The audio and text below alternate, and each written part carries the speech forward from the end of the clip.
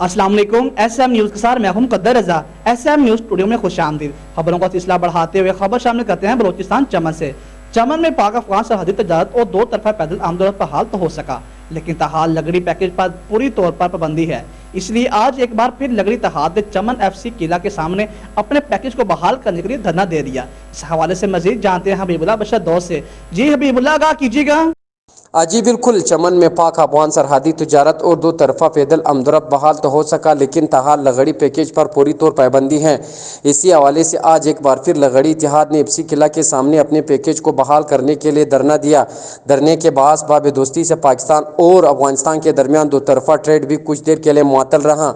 लगड़ी इत्तेहाद ने मुतालिबा किया कि बाब दोस्ती पर हमारे लगड़ी पैकेज को जल्द से जल्द बहाल किया जाए, क्योंकि इन पैकेज के अलावा हमारे कोई दूसरा असर अल्लाह पाक की सेवा नहीं है जिससे हम लोग रोज़मर्रा की ज़िंदगी की जो ज़रूरत है उसे पूरे कर सके। मुज़ाहिरीन ने धरने से खिताब करते हुए ये भी कहा कि हमें पहले की तरह 2 से 3 घंटे पैकेज दिया जाए ताकि हम लोग इन 3 से 4 घंटों में कुछ न कुछ कमा ले।